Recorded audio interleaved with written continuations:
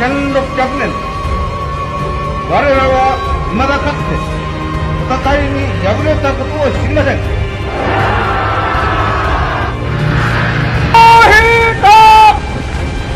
万歳！万歳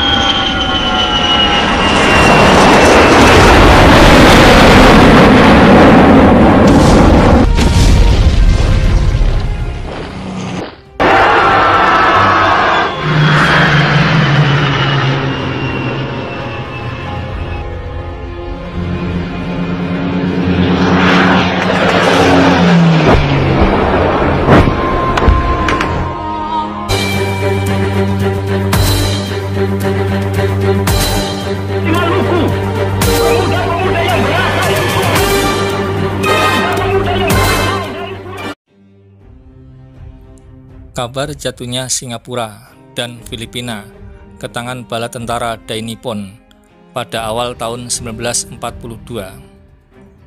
menambah rasa kecemasan dan kepanikan pemerintah Hindia Belanda di Batavia.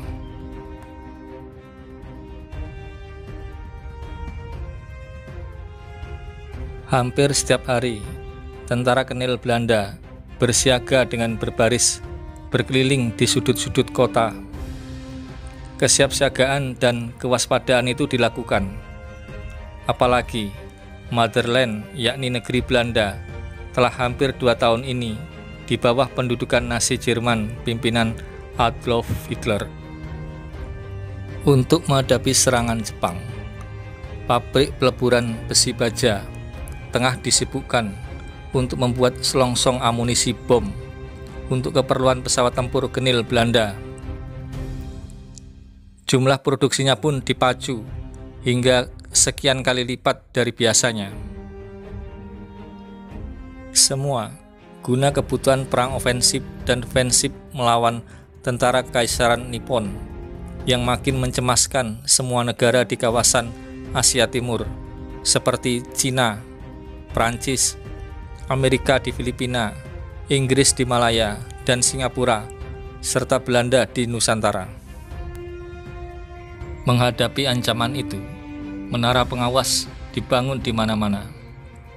Selain itu, panasnya suhu perang membawa orang menyukai lagu penggugah patriotisme. Di kota London, Inggris, Ratu Wilhelmina yang mengungsi terus memberikan instruksi dan perintahnya kepada para menteri dan gubernurnya untuk melanjutkan perjuangan mereka di negeri koloninya masing-masing. Netherlands di Eropa, Hindia Barat dan Hindia Timur, serta Guyana di benua Amerika. Sementara di negeri Belanda Belgia, pemerintah baru bentukan Nazi Jerman terus melakukan counter propagandanya. Enjoined by the Dutch in the East Indies will bring swift reprisals. The Führer has ordered the military governor of the Netherlands to see that the Dutch under his authority are given some of their own medicine.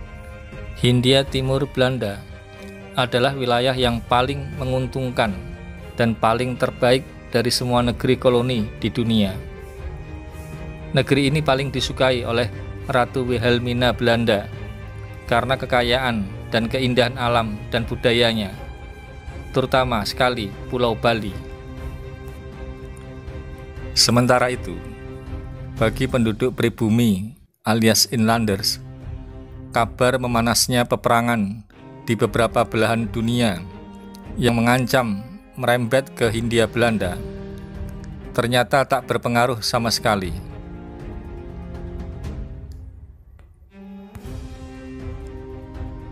Mereka beraktivitas seperti biasa, menjalani pekerjaan dan hidup mereka dari hari ke hari, dari generasi ke generasi.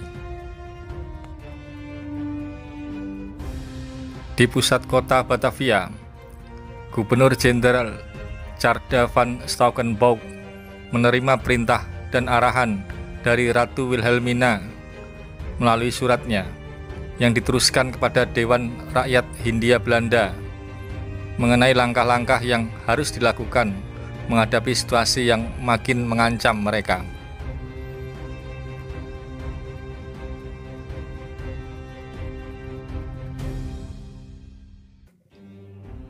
Meski aktivitas pembelajaran di sekolah, kegiatan pemerintahan di kota dan pelabuhan berjalan lancar, namun ancaman situasi yang tidak menentu memaksa agar produksi dan persediaan barang ditingkatkan terus.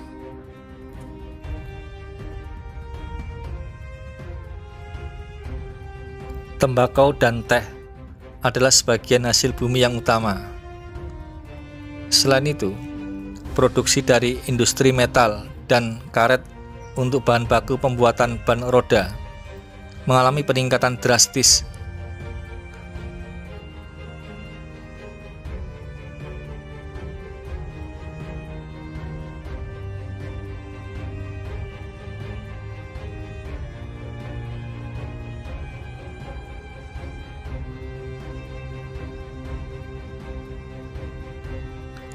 Hal yang sama juga terjadi untuk kebutuhan minyak gas, yang menjadi sesuatu yang sangat diperlukan bagi kelangsungan kebutuhan militer Amerika dan sekutunya dalam perang menghadapi Jepang dan Jerman.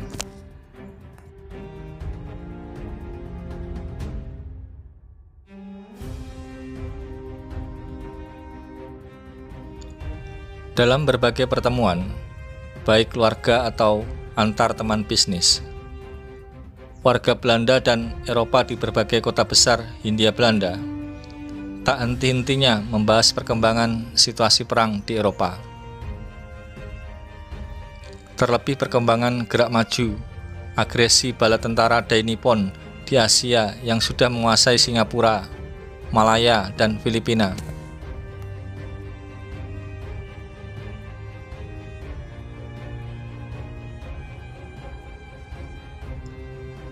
Namun di tengah kecemasan dan kegalauan situasi dunia, ternyata gaya hidup anak-anak muda Hindia Belanda tetap tidak berubah, penuh hura-hura dan tidak peduli.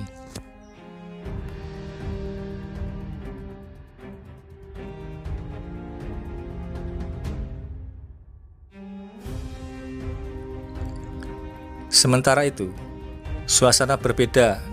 Staf di kantor pemerintah Hindia Belanda terlihat makin sibuk meneruskan info dan instruksi rahasia Gubernur Jenderal Stockhauer ke para pejabat di berbagai daerah mengenai perkembangan negeri Belanda dan Belgia yang diserang Jerman. Dalam info disebutkan bahwa negeri ibu mereka sudah dikuasai Jerman. Bahkan kini tinggal bergantung pertahanan Angkatan Laut Inggris. Karenanya, Hindia Timur Belanda hendaknya mengatur sendiri persiapan dalam menghadapi agresi melawan Jepang.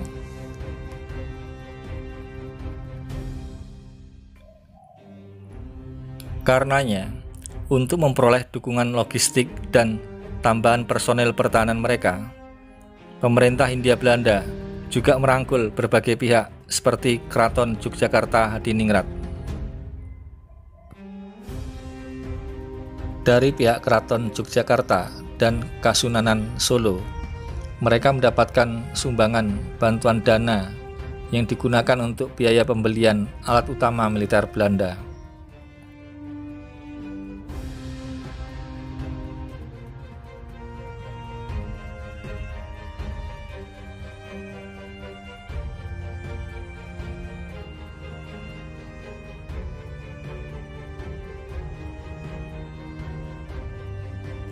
Begitulah akhirnya para jenderal dan petinggi militer Kenil Belanda mengatur pertahanan mereka secara mandiri tanpa dukungan dari negeri induk mereka. Harapan mereka tinggal bersama Australia, saudara di selatan negeri Hindia Timur.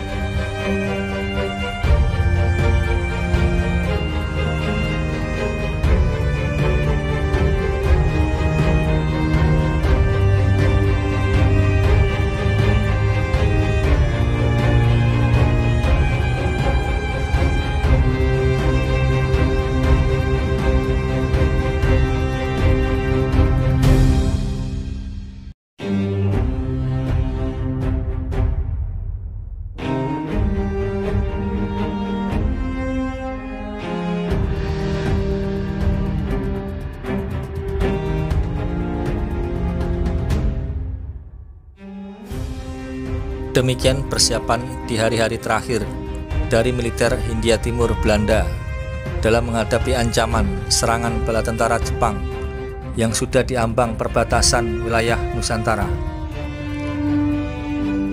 Bagaimana menurutmu? Jika kamu punya pendapat atau saran, silakan mengisi kolom komentar. Terima kasih.